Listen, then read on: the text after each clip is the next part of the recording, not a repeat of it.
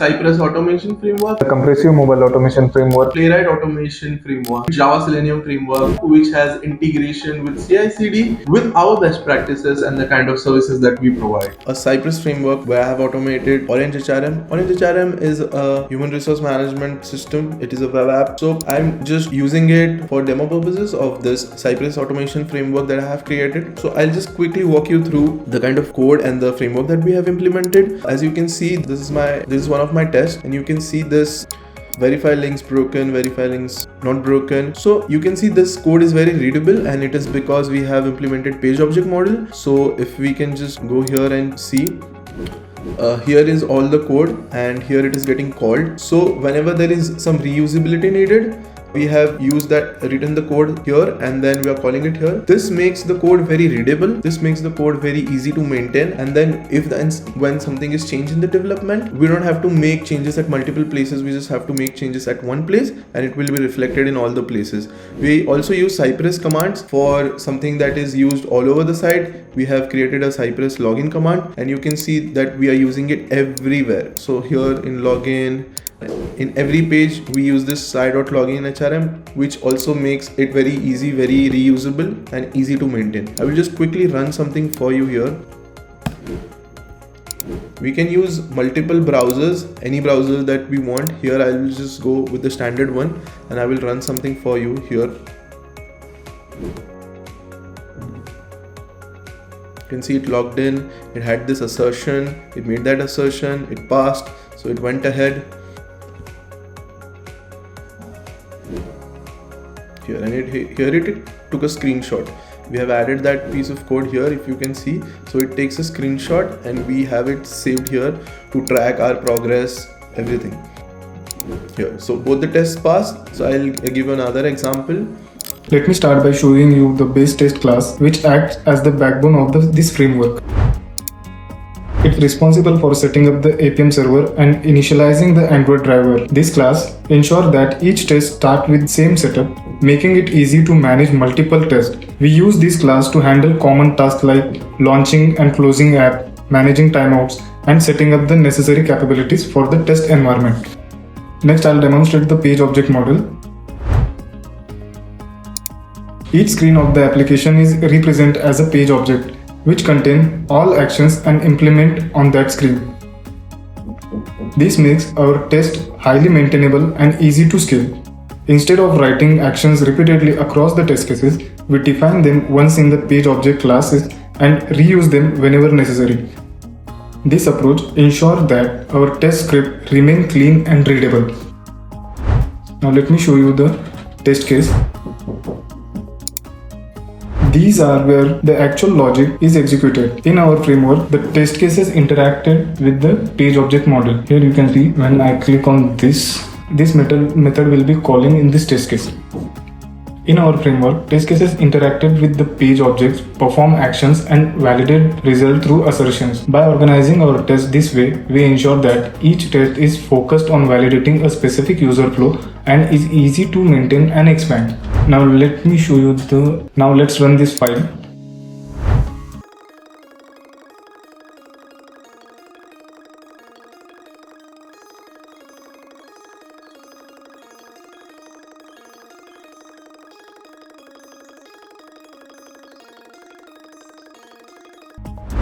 Now you can see the HTML report. Full HTML report will be displayed here. How many test cases are failed, passed, or skipped. My automation Swag Lab, which is an e-commerce website where we can purchase, we can add products to the cart. I have automated this using Playwright and JavaScript. So I'll just give you a run through of my code. So as you can see, this is the code, and you can see the code is very readable, where you can see checkout page, add item to the cart, and this is very readable and very reusable. It is because that we have used page object model, where we have added all the reusable components in one place, and then it gets called here. So whenever whenever something changes in the development, we don't have to make changes at every places where this is used. We just have to make changes at, let's say if something changes here, we just have to make change here, and then it will be reflected at every place that it is used. We have also put our test data in one place, and this is how we are using it. It is also kind of an abstraction, and also it makes it easier to maintain. And all of this reusability of code is not, it doesn't just give us the reusability, but it also makes maintaining the code very easy. So if there is some changes, we will be able to fix that very quickly. I'll just quickly run something for you here on the local machine. Here we can do this run with multiple browsers. As you can see, there is Chrome, there is Firefox, and we can do this with 4-5 browsers simultaneously.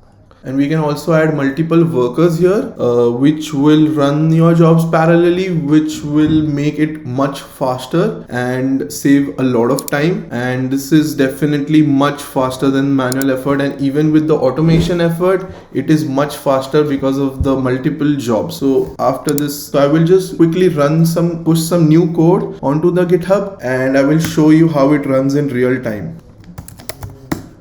After you can see, the run has started just 3 seconds ago, as you can see. So as and when new code is pushed, whether it is pushed by the developer or by the QA engineer, as soon as any new code makes it to the GitHub, it will automatically trigger its CI/CD as GitHub Actions, and it will start running on its own without any human intervention. What this does is that it gives your development a helping hand, and the QA engineer might not be available at all times, but this will be there. And once this is set up, you can do your tests with minimum or no human intervention, and which makes this whole thing a very end-to-end testing. And as you can see, when this is completely run, we'll also get an email here is the email just 1 minute ago, as you can see. And here we get to see that on 2 attempts these multiple jobs have failed, so it took 7 minutes. So you will get this kind of email so that you will know that there are failures in the test, and then you can look into it. So whenever something breaks or fails, you'll also get an email.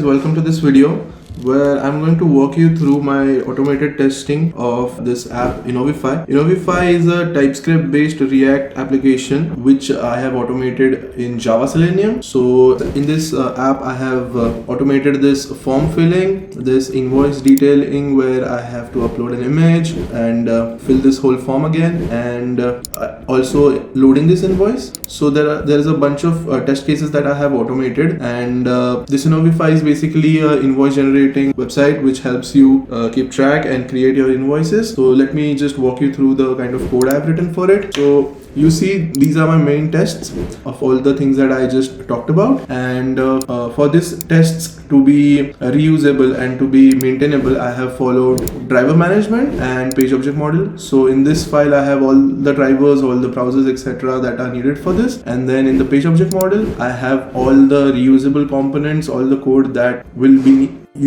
that would be needed to be used in the future, so that we don't have to rewrite this same bunch of code multiple times. And if and when there is some changes in the development, I just have to make changes at this one place, and it will be reflected in all of my tests. So I will just quickly make a push on the Git. I will make some changes in my code, and I'll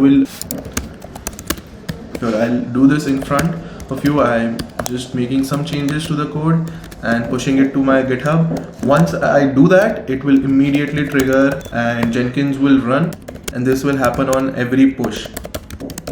Pushed my code to GitHub. Now we can just go to the Jenkins and see. Here it is.